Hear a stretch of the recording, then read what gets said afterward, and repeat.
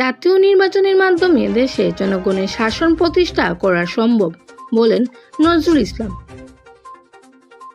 জাতীয় নির্বাচনের মাধ্যমে দেশে জনগণের শাসন প্রতিষ্ঠা করা সম্ভব একথা জানিয়ে বিএনপির স্থায়ী কমিটির সদস্য নজরুল ইসলাম খান বলেছেন, যে লক্ষ্যে ফ্যাসিবাদের পতন হয়েছে তা এখনো অর্জিত হয়নি।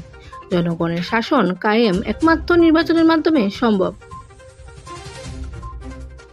বুধবার 2 জুলাই বিএনপির প্রতিষ্ঠাতা এবং সাবেক রাষ্ট্রপতি জিয়াউর রহমানের সমাধিতে শ্রদ্ধা নিবেদন শেষে গণমাধ্যমে এসব কথা বলেন তিনি।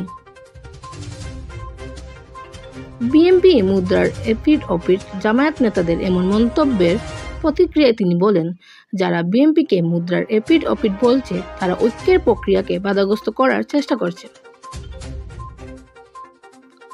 রাজনৈতিক দলগুলোর কথা ভিন্ন হতেই পারে, জনগণ জানে কোন দল গণতন্ত্রের জন্য আপোষহীন আর কোন দল স্বৈরাচারের পক্ষে কাজ করেছে।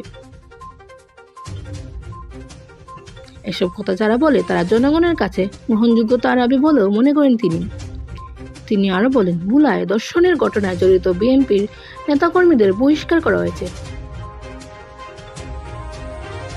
কোথায় কোনো অপরাধ সংগঠিত হলে সাংগঠনিক ব্যবস্থা নেবে দল।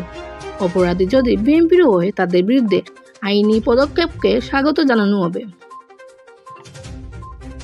আমাদের মূল সমস্যা মিথ্যা তথ্য ও ভুয়া খবর ছড়ানো, বলেন ডক্টর ইউনূস।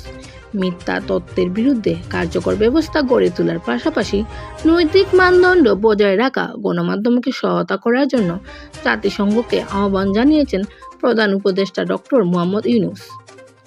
বুধবার 2 জুলাই রাষ্ট্রীয় অতিথি ভবন যমুনায় ইউনেস্কোর বাংলাদেশ প্রতিনিধি ডক্টর সুশান বাইস প্রধান উপদেষ্টার সঙ্গে সাক্ষাৎ করেন। প্রধান উপদেষ্টা বলেন, আমাদের মূল সমস্যা হলো মিথ্যা তথ্য ও ভুয়া খবর।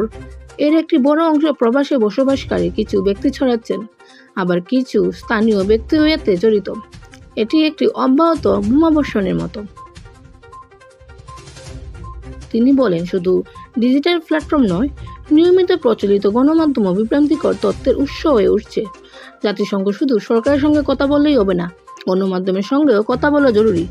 বিধিসম্মত স্বাধীনতার প্রয়োজনীয়তা উল্লেখ করে ডক্টর ইউনূস বলেন, যদি কোনো গণমাধ্যম বারবার মিথ্যা তথ্য ছড়ায় তাহলে তাদের মনে করিয়ে দেওয়া উচিত যে তারা আর বিশ্বাসযোগ্য নয়। ইউনেস্কোর প্রতিনিধি সুজান বাইস জানান, বৃহস্পতিবার 3 জুলাই প্রকাশিতব্য প্রতিবেদনে স্বনিয়ন্ত্রণ সহ বিভিন্ন বিষয় উঠে আসবে। এই প্রতিবেদনে আন্তর্জাতিক মানদণ্ডের সঙ্গে সামঞ্জস্যপূর্ণ সুপারিশ থাকবে, যা বাস্তবায়নে সরকারি কর্মকর্তা, আইন শৃঙ্খলা বাহিনী ও বিচার বিভাগকে প্রশিক্ষণের প্রয়োজন হতে পারে।